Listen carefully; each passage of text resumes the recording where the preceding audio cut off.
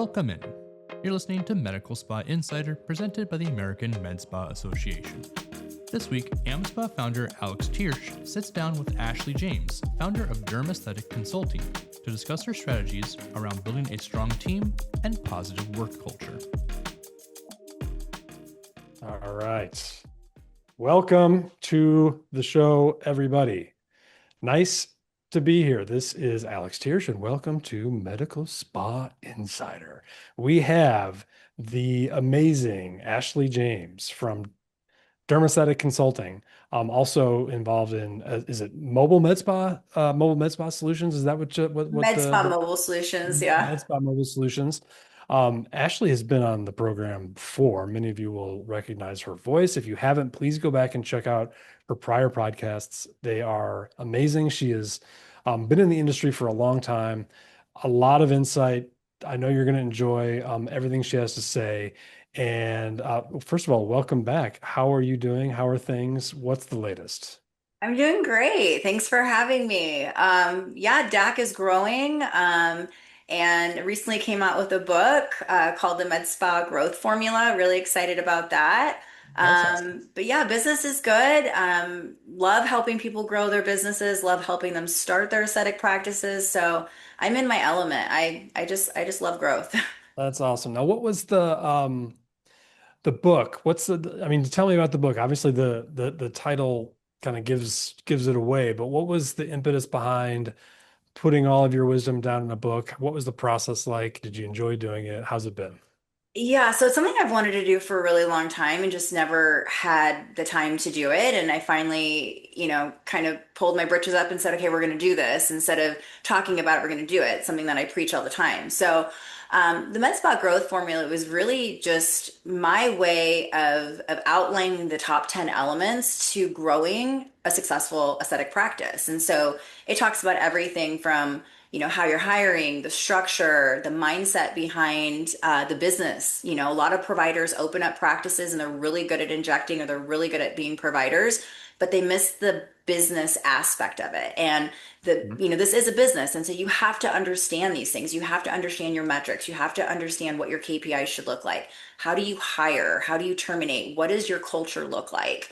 In addition, how to sell, like what does your consultation process look like? And really, what are the strategies for growth? What are those practices that are making 7, 8, $10 million a year? What are they doing? And Yeah. so it's really just kind of outlining all the secrets that we have found, what I have found in my 25 years of being in this industry. But yeah, it's, not everybody is kind of ready to open up a med spa. Some people are already in it, and it was a way for me to get my information out there and education to practice owners. If they're not ready to hire a consultant, they're not ready to work with us, but they're thinking about it, or maybe they're already in it. This is kind of a baby step to kind of help them Yeah. get through the process Yeah. on their own. That's awesome. And so I know you have the MedSpa Mobile Solutions, which is a really cool, and for those of you who don't know about that, check it out too, because the mobile med spa kind of business is still out there. I feel like it hasn't, I don't know, maybe I'm wrong. You tell me. I feel like it hasn't taken off as much as I thought it would, but I still think Mhm. it's such an incredible idea for Yeah. folks to do. And what's that been like lately? What's the mobile business been like? Are people noticing this is a great way to get going? How's the response been? What's happening in that side of the industry? Yeah, well, that's a great question. Well, as you know, we launched Med Spa Mobile Solutions almost like an afterthought. Yeah. It's a division of DAC, and with my partner Michelle Floffice, who's like the Med Spa interior space planner and designer. But it was because everything was shut down and people wanted access and people Yeah. wanted that convenience, and I think that's still true today. What Yeah. we're seeing mobile being used for is more of like satellite clinics or introductory. It's intended for the people that aren't really quite ready to do a brick and mortar, but we're also seeing it be a satellite office for these bigger practices like plastic surgeons that want to Mhm. drive business, no pun intended, back to their main brick and mortar. So I do think that people are a little bit more surprised in what the investment is to open up a mobile med spa. We do find that a lot of practitioners who are interested in this are thinking they can launch a practice for $50,000. And you and I Yeah. both know that that's just not realistic. There's so much more that goes into launching a practice, whether it be brick and mortar or it be mobile. It's not just about um, the vehicle. I mean, with mobile med spa, it is. We design high-end compliant medical practices so that you are practicing in a stable, compliant medical environment rather than going into people's homes or being, treated in a DIY type of unit. Yeah.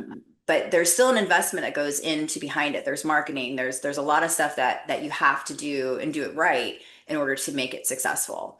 Right. But our main business is DermAesthetic consulting. We're all in on full brick and mortar startups, expansions, taking $3 million practices to $10 million practices.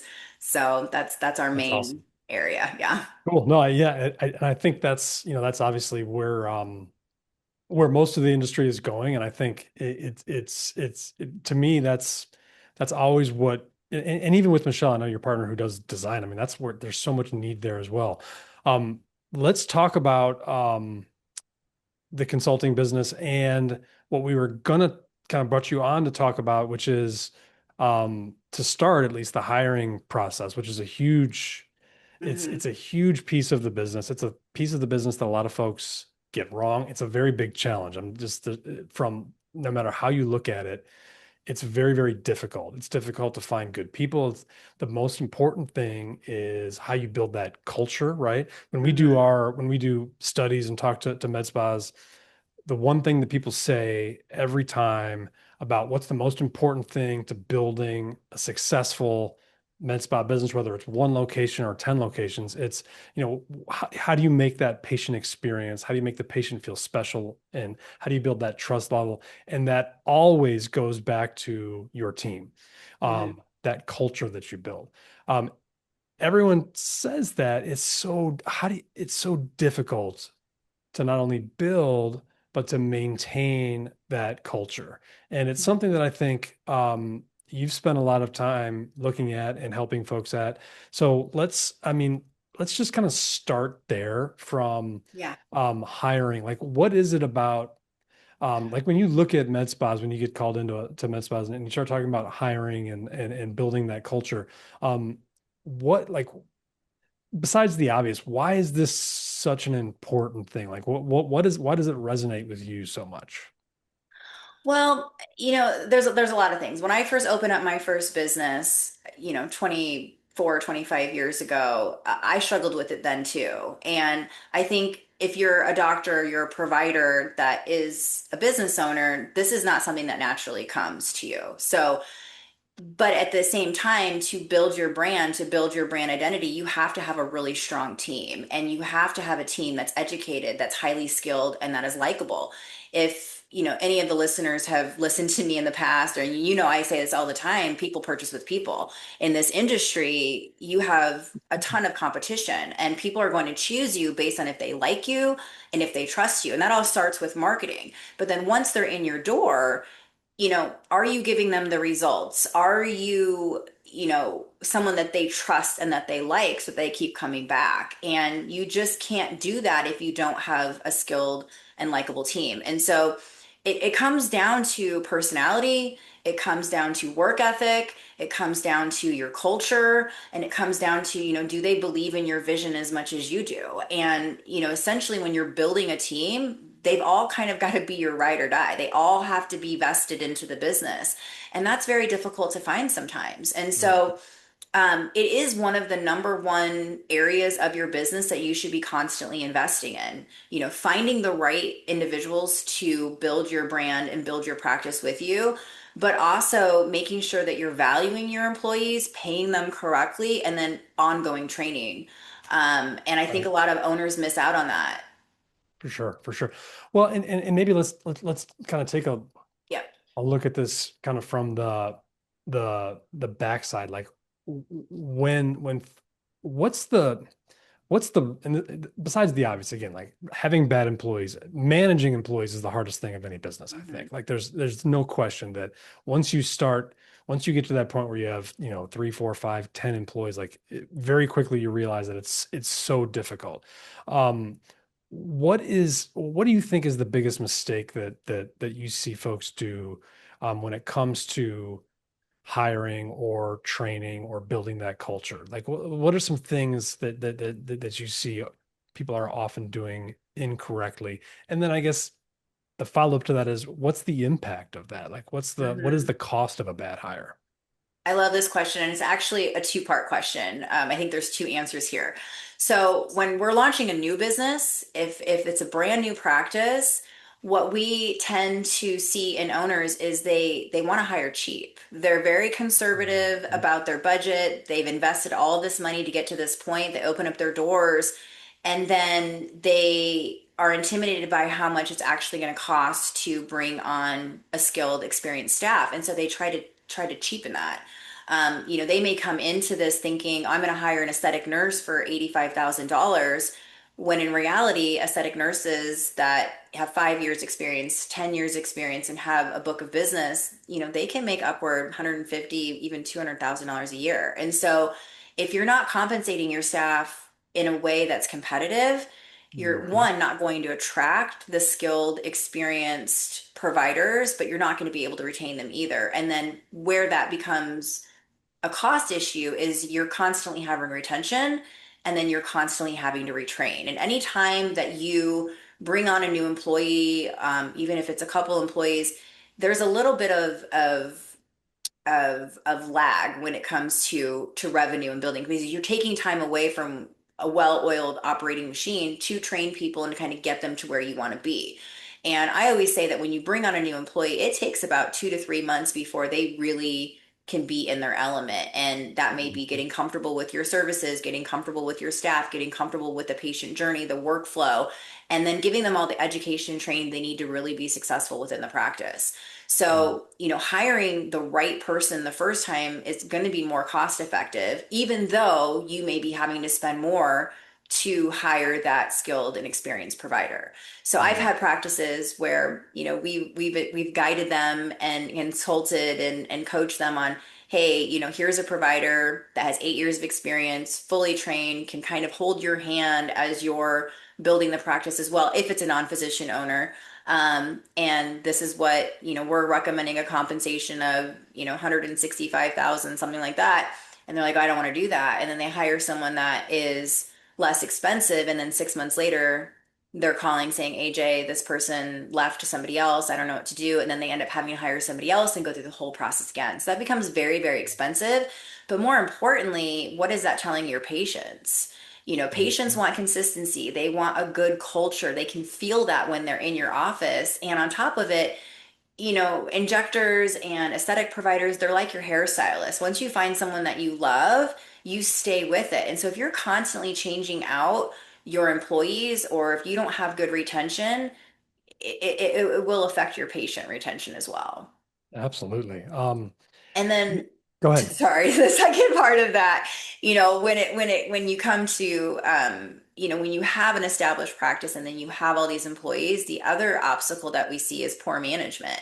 So when you get to that point where you have several injectors and several providers and estheticians and patient coordinators, a mistake that I find is a lot of owners they fail to hire a manager. So you need to have an HR manager that can kind of make sure that the employees are doing what they need to be doing, make sure that they're hitting their KPIs, addressing any fires that occur, any drama that's inside the office, and keeping up to date with what they're doing and how they're producing, and making sure that the culture is a positive culture. When an owner is trying to be provider and do all the different things, it there becomes a very fine line that gets crossed, where owners sometimes have a hard time cracking the whip, if you would, Mhm. to make sure that everybody is doing their role and doing it successfully. So I always Yeah. believe that once you get to that place in your practice, you need to have an HR manager. No, it makes sense. I mean, not only from managing the employees, but it's also the adage of, the owner needs to work on the business, not for the business. Yes. And when you're when you start managing employees, invariably that takes up all your time. I mean, that's what you spend 80% of your time doing. And so that's easier said than done though. And it's like, it's a lot of folks. I think the thing, and I'd love your thoughts on this. I mean, the thing that I've talked to folks that people feel very, very trepidatious about is these practices are, their baby. A lot of times they've created it from scratch. It's their thing. They have a lot of reticence in handing over control or management to somebody else. And that includes employees, right? So it's like, yes, I'm going to bring somebody on to be the manager, but letting somebody else have that level of control can be really, really difficult to do. How do you advise folks on that? I mean, that's the hardest thing to do. I struggled with it in my first practice as well, Mhm. because it is your baby. But just like what you said, an owner has to be able to take that hat off as a provider and become the owner that grows the practice. And so you have to get to a point where you are bringing on other team members and then investing in the training to make them kind of like your mini me. If you spend 3 or 4 months really investing in your team to train them on all of the internal processes, all the patient flow processes, and make your practice like a well-oiled machine, then that training will take you further than you think. And then you will be able to trust your employees and you will be able to step away a little bit. But that was the hardest thing for me too. I honestly, that's the hardest thing for every owner when they get to that position. But if anyone listening ever has a goal into selling to private equity down the road, if that's their exit strategy, this is something that you have to be able to master because these private equity firms are going to come in and look at if you leave the practice, does the revenue change? Do you have providers that are equally bringing in revenue? And on top of that, basically, can the business function without you? If you're going to the Bahamas and having a margarita, and while you're gone, revenue decreases, that's a huge risk to private equity firm. Yeah. So this is Yeah. something that owners have to learn how to do. And I'll be very, very transparent. It was very difficult for me. I still struggle with it at some point. But it took me a good 2 to 3 years before I realized if I don't make some serious changes and kind of give the reins to my employees, I'm not going to grow. And the second that I was able to do that, I mean, it just took off. And that was with my Yeah. first practice. That's what I was going to say. It's like I mean, obviously from the revenue standpoint, that's true, but it's also just from a scalability standpoint. Mhm. If you're one person, there's only so many hours in a day. There's only so much you can do. And the owner has the vision. The owner is the one who should be building on that vision. And you can't do that if you're spending all your time managing a single clinic, one practice, managing your employees. Well, and here's the thing too that I don't think owners really think about, or maybe they do, but any provider, any esthetician, RN, NP in this industry, they don't necessarily want to always own a practice, but they want to have ownership in the practice. So when I talk about creating a team that really is creating that culture and you create a team that really is your ride or die, they want to be successful too. They want to feel like they're a part of that growth and that they have some kind of skin in the game. So, if you're an owner that never lets your employees really make decisions or be a part of the decisions that are being made, or, hey, we want to bring in HRT, what does everybody feel about this? Or what does everybody think? They want to be involved, they want to be invested. And part of how you allow those reins to be taken over by employees or other providers in the practice is by getting them involved in some of the decision making, not like the financials or things like that, but some of Sure. the decisions on, let's have a think tank session. Where are we going in 2026? How do you feel like things went last year? Where do you want to go, Susie, in 90 days? Or, and getting your team involved, invested in that way, you will learn a lot about your staff and you'll learn a lot about what their strengths and weaknesses are. And that also helps to build trust and giving you a little bit of confidence to kind of let go of some things. Yeah, I know. I love that. I think it does so much. It gives, ownership. It gives, it allows the team to feel invested. The other thing, I don't know if you've heard this too, I've heard from some folks that, the industry obviously has grown and it's a lot older than it was. It's still, wouldn't say old, and it's definitely not mature, but what we've seen, I think, is running these businesses is tough. It's not an easy business to run. And I think the grass is always greener on the other side. And when you have sometimes these injectors who are thinking, oh my goodness, I'm doing, injections, or I'm doing treatments for so and so owner. I want to do this myself. I can make all this money. It's going to be so easy to own my own business. The minute they get out and start realizing how difficult it is, it's very, very apparent, like, wow, this is not what I dreamed it would be. And getting your team involved in some of that kind of exposes them to like what this is all about. And I think when we're seeing this, is that once people start to see, oh, hey, owning your own business in this industry is tough. Sometimes it's not so bad to be part of a team and have someone else be Hmm. an owner. And that's not a bad way to go for a lot of folks. I don't know if you're seeing that too, but I'm starting to see that people are,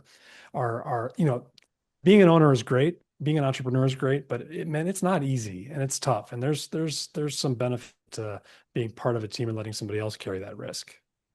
We see that a lot too. So it's interesting. I read a study somewhere a few months ago where it really just talked about the employee mindset. And if you are Gen X and, maybe even some millennials, I'm Gen X. And so, we came out of school and you go to a job and you stay there for 20 years. I didn't. Obviously, I opened up my own business, but typically that was the way of the world. You go to Mhm. college, you graduate, you find your position and you stay there. And 30 years, you're still there. And now with Gen Z, you're really not seeing that. Statistically, a Gen No. Z employee is going to change positions or change offices every 3 to 4 years. And what's interesting and what owners need to understand is that the reason they're doing that is because they're getting a price bump. They're getting an employee bump. So they're Mhm. actually statistically making more by the end of that 30 years than what a Gen X would because every time they change positions, they're getting, a salary bump. And so Right. knowing that you have to be able to create a culture that is fun, is educational. It's something that they feel proud of, but then also compensating them in a way along with a positive culture that doesn't, give them any incentive to want to leave.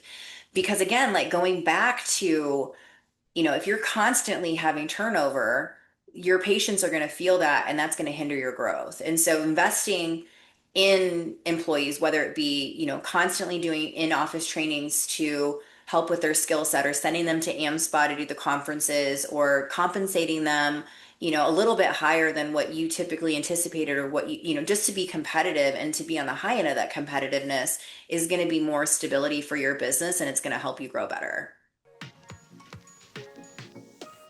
The Medical Spa Show returns to the Wynn in Las Vegas April 9th through 12th. Every year, MSS is where the best come to get better.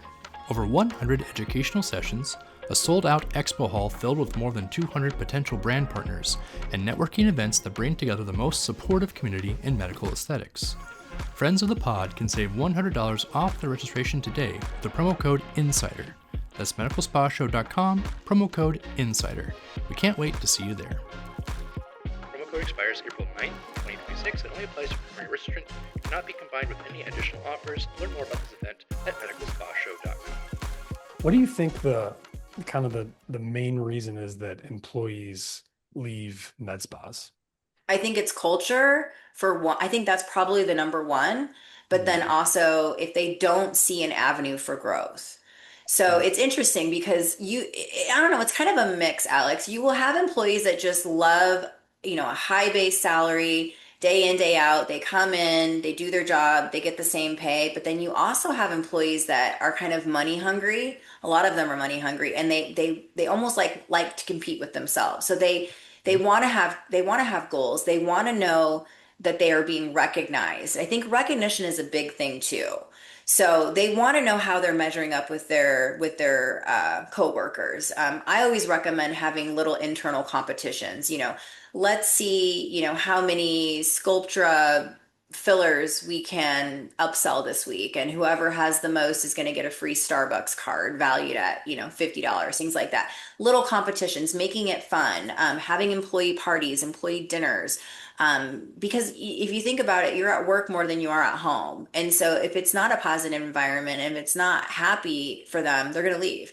But I think the number one reason people leave is toxicity, toxic environment. If they don't have direction, if they don't feel like their management is building the practice, that's a big thing. You know, if you're an injector and you're looking to build your skills and you don't feel like you have any educational support or continuing education support, you feel like the business isn't growing, that's a problem too. We just hired somebody for one of our Boston clients, and the employee that we hired was leaving her previous employment because she was bored.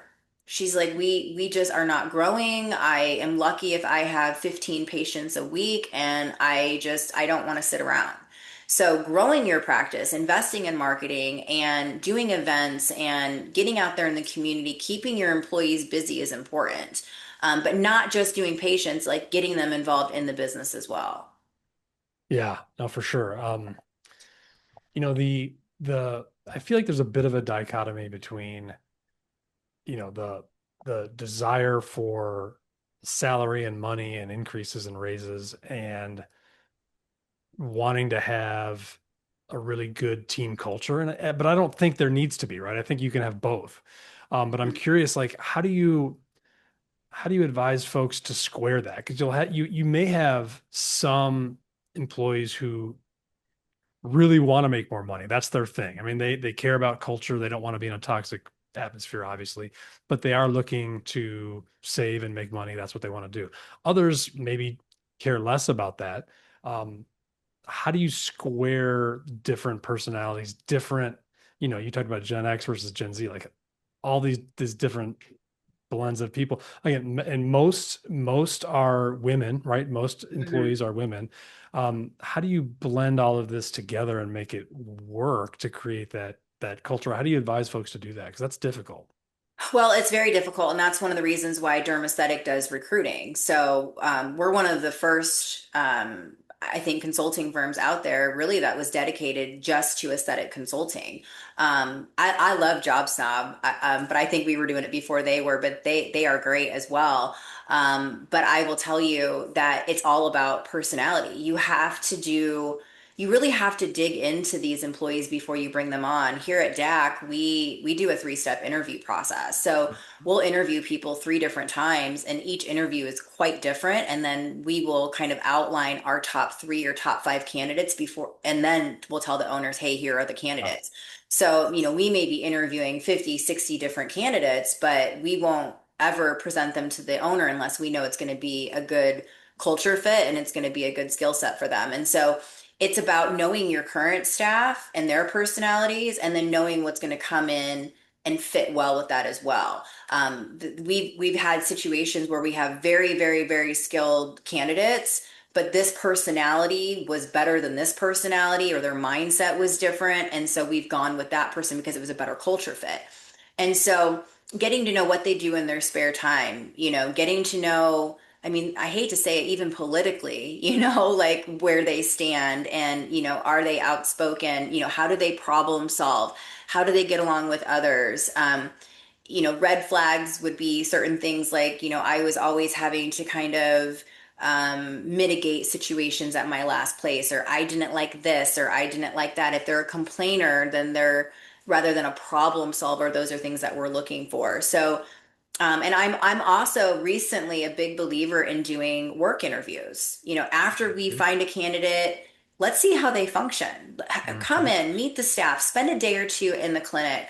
Let's see how you're injecting. Let's see how you're performing. How are you talking to clients before you're committing to that employee? And I think a lot of providers know that that's kind of an expectation these days. Yeah. Um, and I think it's a good idea for owners to kind of get their feet wet before actually committing, because you could hire someone that looks great on paper and you get them in office and they're just toxic to the culture. Yeah. How do you know? And how do you know how they interact with clients and they could be a Yeah. total jackass for all you know. I mean, you probably know. What about how do you feel about like those personality assessments and things like that within the team? Do you ever do those? There's a ton of them, but some folks do it within your team and then you do it for new employees or potential employees to get an idea of how to interact with one another? Do you ever do that, or is that? We do that a lot. And what we technically look for would be innovators, people that have their own ideas and are go-getters. And so, are they doing continuing education on the side? Do they ever go to conferences on their own? Even down to what TV shows they watch. Do they watch news? Who do they follow on social media? You can really get a good sense of, do they think outside of the box, and are they innovators, and are they problem solvers, and are they good for a culture?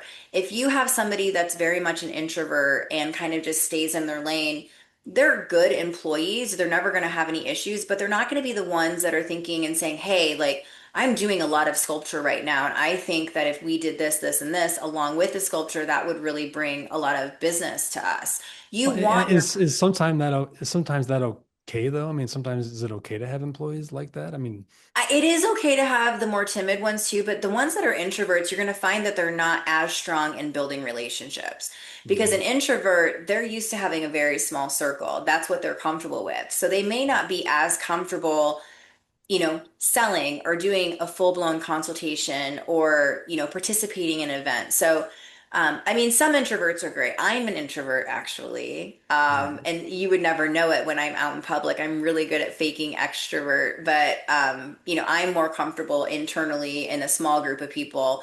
But again, I've been in the field for 25 years. So it has now been when I'm in the aesthetic field, if I'm speaking or I'm doing different events or I'm on site with my clients, that's my element. That's where I feel most comfortable.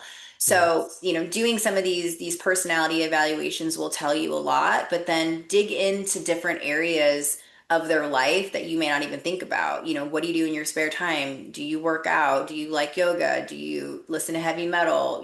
I don't know. Like, there's just a lot of different areas that you can think about and investigate to get a better sense of their personality. They're going to be a good culture fit, and get your team involved too. How Yeah, did how for did you sure. like the work visit? What did you think about her? Because they're going to be working together. Yeah, yeah, for sure. Do you do you check prospects like social media Oh accounts and yeah. Oh yeah, we are stalkers. We're really good stalkers. Before we ever reach out to a candidate, we immediately go to social media. So for really? example, if So we're before you even interview them, you before we even reach back out to them, if they've applied for the position or we see them on LinkedIn and we think they might be a good fit, we immediately go to social media. For example, if we're looking for an injector, they should Mhm. have a social media account. They should have a Mhm. public account where they're showcasing their work. If they don't, that's telling me that they maybe don't even have a book of business that's strong. They're maybe not proud of their results, or maybe they don't have a big, like I said, like a big book of business. Mhm. And then we'll stalk them and see if they're at another employer, and then we'll stalk that employer and see if they have photos that we can kind of get that social proof, because that's what patients are doing. Patients are looking for social proof before they ever call, and same thing goes with recruiters. We're looking for social proof to back up what your resume says. Right. Yeah, it's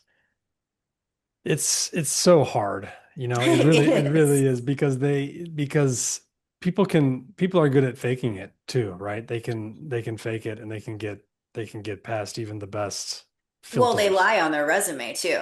I That mean, too. Yeah. when you actually start doing some of the background checks and calling previous employers, there have been so many times where a candidate may say they've got 10 years of experience and they literally just got out of school Yeah. last year. Yeah. So, it is hard. And that's why, companies like us are out there to Yeah. help take You have this. to do the work, right? You got to do the Yeah, work. we do the work, and so sometimes it's taken 5 months to find the right candidate. But again, Mhm. there's so much value in finding the right candidate and the right fit for your practice than, kind of trying the shoe on and taking it off because it doesn't fit. And so, you can focus on your business and grow and hire us, or another recruiter to find the right candidate for the business that, does all the legwork for you. So how do you and we may have touched on this on some of your prior podcasts, so I apologize if I'm repeating, but what's your kind of go-to way to find candidates? I mean, we look everywhere. Mm. LinkedIn is a big one for us. We also we post ads and look for resumes on pretty much every job site that's out there. Indeed is a good one. We also have a couple different job boards with nursing boards that we look for. But then we just do a lot of just cold calling. We look and we get our marketing team involved and look like if we're in Chicago, we'll look for the top med spas and we'll look at those med spas and we'll headhunt. We'll contact them and say, hey, you're here at this med spa. Are you open to a career change or a position change? I have a can't, you know, I have a client that's interested in you. And so a lot of it is that. I mean, a lot of it, because let's just be honest, if you we talk about culture so that nobody wants to leave, but at the same time, the people that don't want to leave that are really, really good, those are the ones that we want. So they're not going Mhm. to be applying for the job. So, we'll headhunt and we'll stalk them Yeah. and say, hey, we I want mean, to it's talk to it's you. the way of the world, right? That's how every other industry does it. The all the more reason to establish that culture, right? Because Mhm. if you don't have the culture and you have a good, solid, high-performing employee, I guarantee somebody will find them and they will offer them something better, and it won't be long before they're gone. Yeah. Um, quick, I can't. We've already been talking for 40 minutes here. I have a before we kind of finish though, what's the I don't want to finish on a bad note, but I do want to talk about kind of consequences because um there's the old adage hire slow, fire fast. What Number one, how do you and I've been talking with other folks about this right now. How do you determine whether or not you need to let somebody go? Are there some red flags or some Mhm. key things to look for? Um, how do you have a kind of a script and a way that you use to do that? And then also, what are the consequences of not and keeping somebody, retaining somebody who's not a good fit? Because that's always a big thing too. Well, the risk of keeping somebody that's not a good fit, especially if they're affecting your culture, is you lose your entire staff. If you have a negative Nelly, or you have a bad egg, and what I mean by a bad egg is somebody who isn't hitting their goals, isn't hitting their KPIs, is constantly complaining about their position or the owners even, or just always just not a happy person, that affects everybody else. We had a situation in one of our clients' clinics where an NP was that bad egg. She was supposed to be the leader of the team, and she was always late. She when she had downtime, she was just sitting in there drinking her coffee, not really working as part of the team, and just was complaining about everything. And what ended up happening is, other employees started jumping on that bandwagon. Oh, you're right. Like Right. that wasn't a good situation. Or, oh, yeah, the owner should be doing this. Or, oh, yeah. And we got rid of her. And it was amazing. It was like the next day you walk in and it was a breath of fresh air in the entire clinic. The whole culture, the whole feel of the culture shifted. And so, if you have somebody that is just doesn't really, and I would say trust your gut. If you're an Mhm. owner, if you're a provider and you don't feel respected, if you don't feel like they're on your side or that they're kind of on board with your vision and what you want for the practice, then let them go. They need to be a part of your tribe. If you're doing it this way and they want to do it that way, let them go. Yeah. If they are creating drama within the clinic, if they can't seem to get along with people in the clinic, let them go. If they're not producing, no matter how many times you talked about their KPIs, no matter how much training you've given them, if they're not improving, let them go. Yeah. I think that's right. And the impact of not letting them go is much greater than keeping. I mean, it can, you're absolutely right that they can start kind of, bringing the other teammates down, and Yeah. that the things that they talk about start to you hear them from everybody, and it can become frustrating. Um, let's end on a high note. Like, what are you excited about in the next couple months, 6 months? Me personally, You business wise, personally, whatever it might be.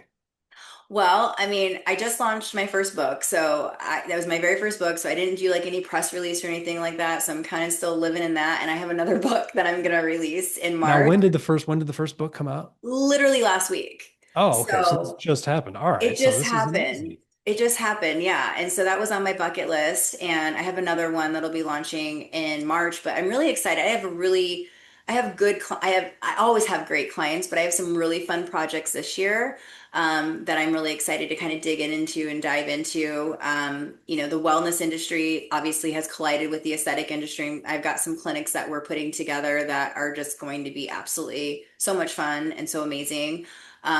We've also got a new marketing system coming out called Business Builder. So That's I know awesome. that everybody kind of does marketing, but this one was built by a med spa owner for med spa owners. That's awesome. And it's what I have been using for the last 7 years to ensure that when I'm launching a new practice, I have revenue on the book. So all of my clients, I would say, 9 out of 10 of them, they're right out the gate, their first quarter, they're making at least $200,000. And that is Wow. done because not only of our strategy and how we kind of set practices up, but also because of this system that we built out. So, yeah, I mean, if I'm going to launch a practice, I need to make sure that they're positioned for success. I need to make sure that they're making money right away. Well, that's awesome, and that's very exciting. So you've got another book coming out in March. This first book, though, you'll have to provide some signed copies. We'll give them away. Yeah, It's yeah, amazing. yeah. But good for you. That congrats on that. That's really exciting. I've always wanted to write a book too. And how did you do it? Did you do it like sit down and write it, or did you have one of those like, because there's a lot of different ways to do it, and it's much easier nowadays with the help of AI, and there's courses and people who help. I don't know, can you share some secrets on that, or did you do it the old-fashioned Honestly, way? honestly, I had some health issues last year, so I intentionally kind of slowed down a little bit. I know that you and I have talked about that. I don't really slow Yeah, down, but I did. And I just got on my Google Drive and I just started writing. that's great. And That's then it awesome. was, a hot mess, and I had to go in and then format it and like, okay, this Yeah, let's really kind of not go you down did the it rabbit kind of hole old here. school, the Yeah. old-fashioned way. That's awesome. Yep, yep. And then I hired a publishing company to kind of just help me with what I don't know and really to structure it the right way, and just kind of one foot in front of the other. And, 4 months later, it was published. That's awesome. That's so exciting. Um, well, we have a lot more to talk about, and we'll get to it. This is just kind of the first part. Yeah. We'll have more to come. But it's already been 45 minutes. And listen, congratulations on the book. You're going to be in Vegas in April. Yep, I'll be in Vegas in April, and then I do plan on being at some of the smaller boot camps this year as well. Awesome. Well, we'd love to have you. And again, tell folks where they can find out more about DermAesthetic Consulting, and you if they want to find out more about you and how they can reach you. Yeah, well, you can definitely go onto the AmSpa page underneath vendors and consulting. We're Yep. listed there. And if you are an AmSpa member, then you want to schedule a strategy call, we'll waive the strategy call fee for you. Otherwise, you can go to our website at dermaestheticconsulting.com. And we're on Instagram as well at Dermaesthetic Consulting. You can find one of our handles there. And yeah, just reach out. We'd love to learn about your practice, learn how to help you grow and get yourself positioned for success. That's awesome. I love it. Well, I appreciate you joining us again. It's always good to talk to you. It's very easy. It's always an easy conversation. So thanks for joining, and we'll have you back very soon to finish off some of leadership things like that. All right. Well, thank you so much. It's always fun and always a pleasure to be here. And I appreciate you so much, Alex. Likewise. Thanks so much. Thank you to our producer, Madeline Moeller, marketing content coordinator, who organizes the podcast schedule and guests and provides topics and talking points. Audio and video editing, voiceover, graphics, and platform management is provided by myself, Derek Hawk, Digital Marketing Supervisor. Our themes are provided by Maka Music. Thank you for watching or listening to the Medical Spa Insider podcast. Please follow or subscribe wherever you listen to your podcast, and subscribe to our YouTube channel for future episodes. Ratings and reviews are greatly appreciated. For more information about the American Med Spa Association, visit americanmedspa.org. Reference to any specific product or entity does not constitute an endorsement or recommendation by AmSpa. The views expressed by guests are their own, and their appearance in the program does not imply an endorsement of them or any entity that they represent. AmSpa provides this podcast as a local service for educational purposes only. This podcast does not constitute legal advice, nor does it establish an attorney-client relationship. Please consult with an attorney on your legal issues. And as always, thank you for listening to the Medical Spa Insider. Remember, compliance is cool.